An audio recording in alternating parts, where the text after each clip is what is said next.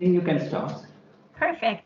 So, hello everyone. My name is Janine. I'm a PhD student from Augsburg University, and I'm very happy to present you our results regarding severity in fear appeals and local framing as communication strategies for a transition towards an environmentally friendly world, together with my colleague Tanja, also from Augsburg University.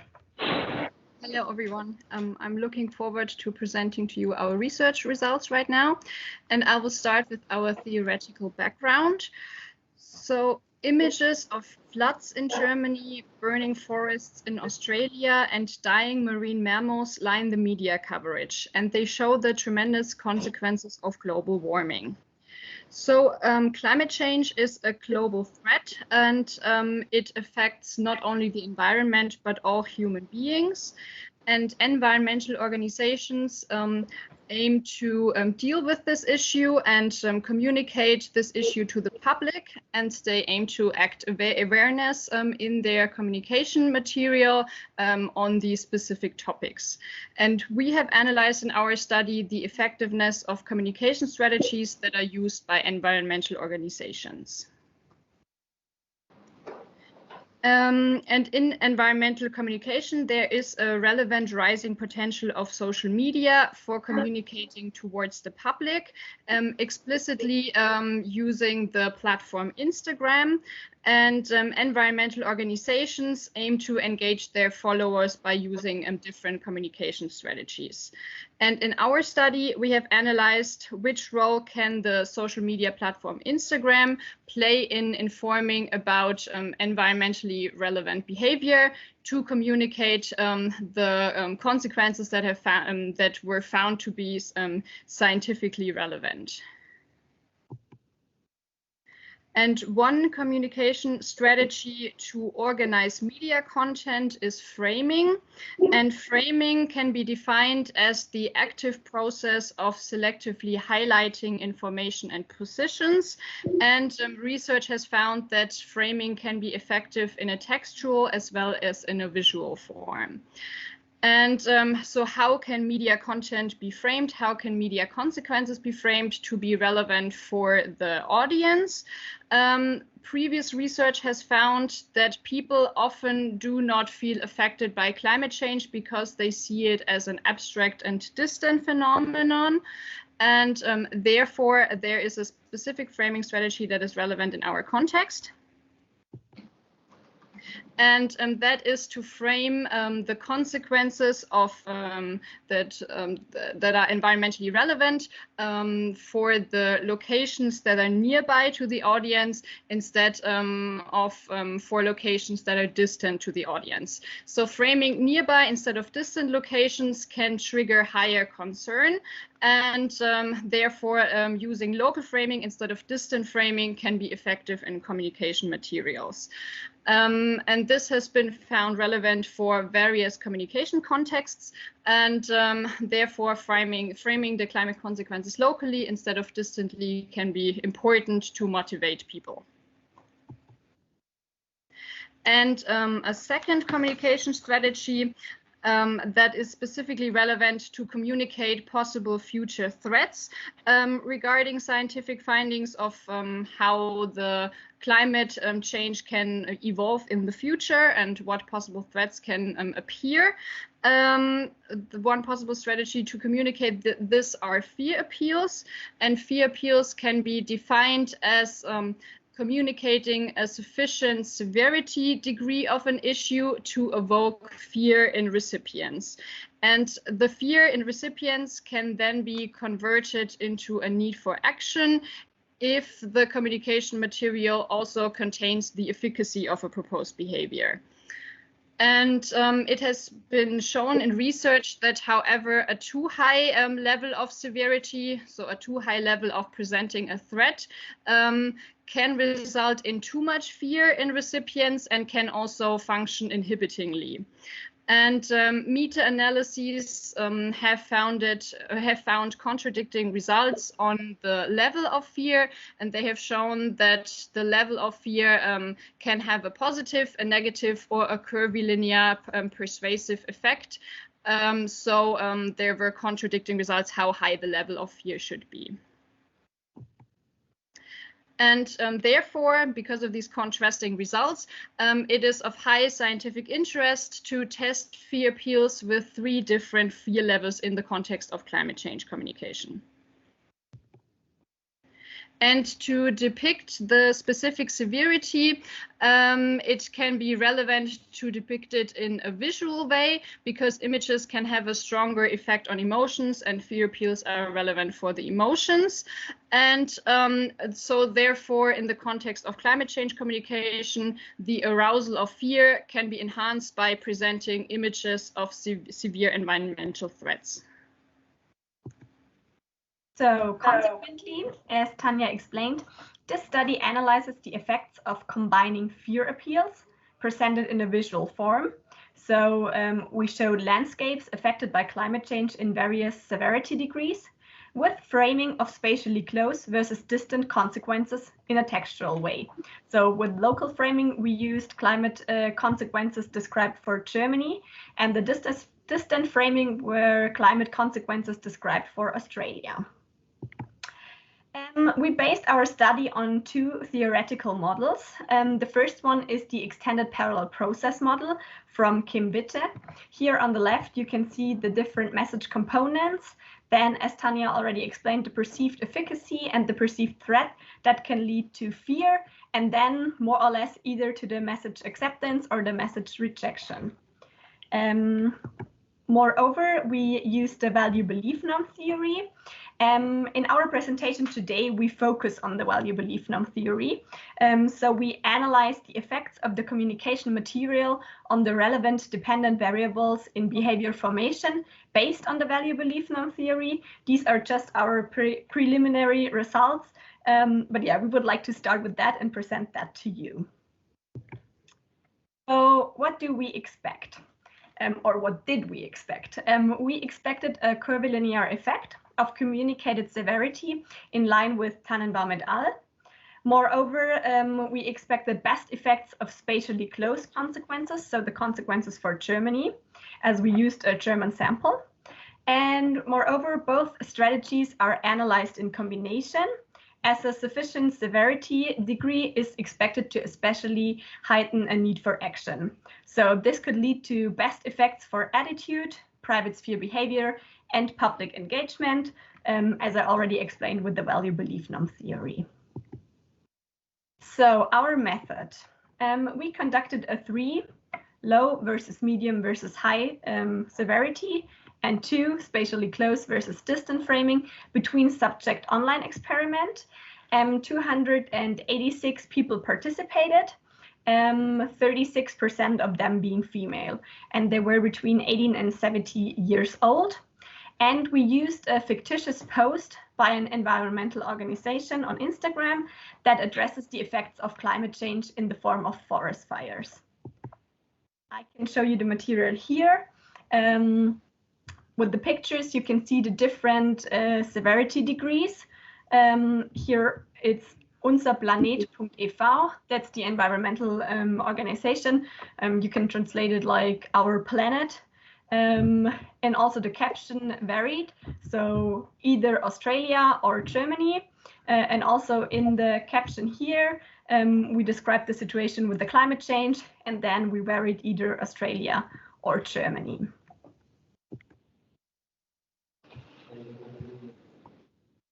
Our results. So we conducted 2 factorial ANOVAs, and they showed no effects for private sphere behavior or public engagement.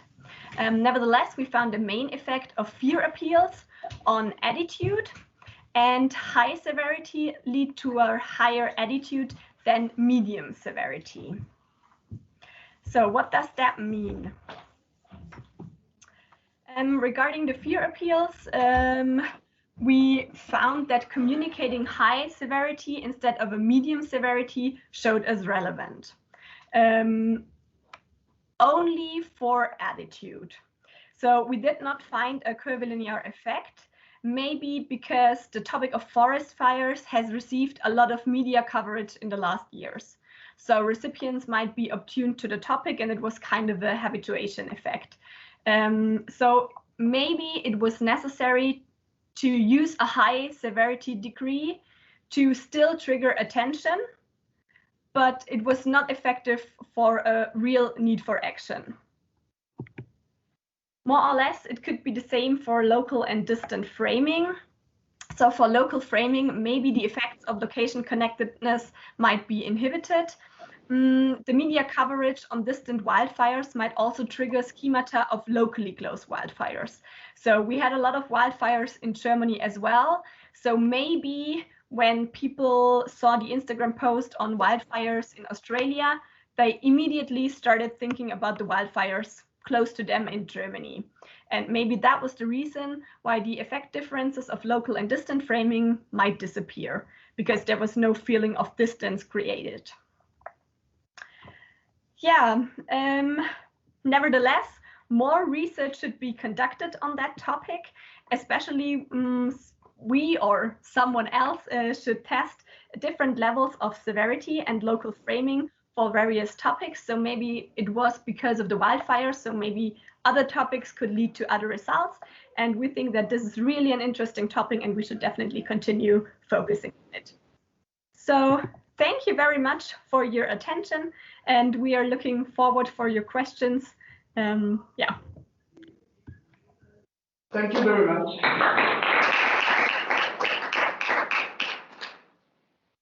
Yeah. Oh, I don't know if anyone has a question about this presentation. Il faudrait faire entrer Thérèse Drapeau dans le panel. Elle attend salle d'attente. Yes, yeah, I've got one question. Thank you very much for your presentation. I found it very interesting. And I was wondering if you made a distinction between fear and anxiety in your study. I think that psychologists have made a clear distinction between those two emotions. Fear being more tuned to the present and anxiety toward the future, and the bearing with the uncertainties linked to the future. And I was wondering if you made a distinction about that, because we talk a lot about eco-anxiety, for example, that is a bit different of fear, and I don't know if you reflected on this.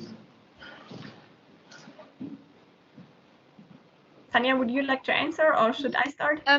Sorry, it is not so easy for us to hear the comments that are made in the room. So maybe the people who ask the questions can get closer to the laptop that is transmitting. I hope I understood it correctly. So we have focused on fear appeals and not on the emotion of anxiety, because we have based our research on the findings of fear appeals regarding Witte.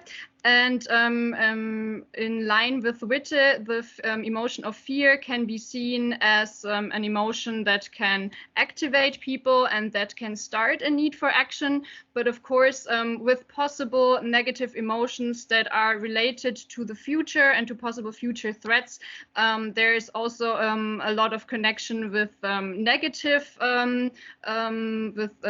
parts of these emotions, and it can also a very high negative emotion towards a future consequence can also be inhibiting, which we have also tested whether these negative results are also relevant.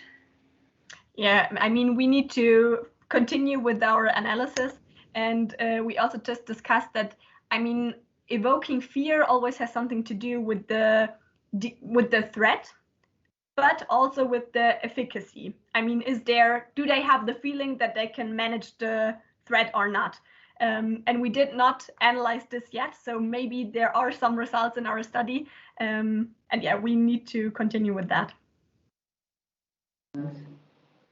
I had another question on your model. You didn't include the socio-demographic variables. Did you find an effect of the age of the education level, for example, in your panel? There were no effects of these demographic variables, so no effects of age, of gender. No, that didn't have any influence. Yes? Hopefully you hear me well. I was wondering I mean, I'm not at all into this sociology field, but I was wondering what kind of relationship are you looking at to say there is or there isn't any effect of one feature on the result. To understand, Janine, I'm sorry. What kind of effect did we expect? And what was the second part? What can get closer? So my question was, because I'm an engineer and I'm not at all into sociology, I would like to know what kind of relationships you are looking at when you want to be able to say, oh, this thing, the age or the gender of the people who answered have an effect on their response to the survey. What kind of relationship you're looking at? So, like in general, we expected that people seeing Instagram posts, they might change their behavior. In Germany, there are a lot of influencers, especially regarding environment, some also regarding health. With the coronavirus, there are a lot of influencers talking about health issues. So the thing was that we thought, what happens to people who read Instagram posts a lot of times and influencers talk about topics like environment. And then we also wanted to analyze if there's an effect if younger people, for example, see these kind of Instagram posts compared to older people, for example. I mean, younger people are more used to Instagram, for example, so maybe there could be a difference in understanding. With influencers, it's always a little bit like, do they trust them? Do they have the feeling that they're authentic or not? So more or less, these are moderating variables. But our focus was, first of all, Instagram post, is there an influence on attitude or behavioral intentions like public sphere behavior? And then, moreover, we analyzed if there is an effect if the people are older or younger or, I don't know, male or whatever. Yeah. So maybe to explain the methodology, the approach of the method that we have used. So we have conducted an experimental research. So there were the different groups. There were 6 different groups. So we had the 2x3 experiment with 6 different groups, and the people were then assigned randomly to one of these groups. And each group has seen a different Instagram post and has then answered a questionnaire on their attitude, on their behavioral intentions. And then we have analyzed statistically if there's a significant difference between these groups, that people who have seen the Instagram post with a local framing and with a medium severity degree, if they have answered the following questionnaire and indicating that they have a higher attitude than the other groups. Okay, thank you very much. Thank you. Okay, is there another question? No, and online, I will check if there is a question online, but I don't think so at the moment. Okay, so thank you very much for your very interesting presentation. And I think that we can close the session already. And I don't know what's come next, but I think a pause. Yes, no? we have a pause, and in 8 minutes we begin the next session. Next track. An 8-minute pause, so see you very quickly. Thank you. Thank you very much. Bye.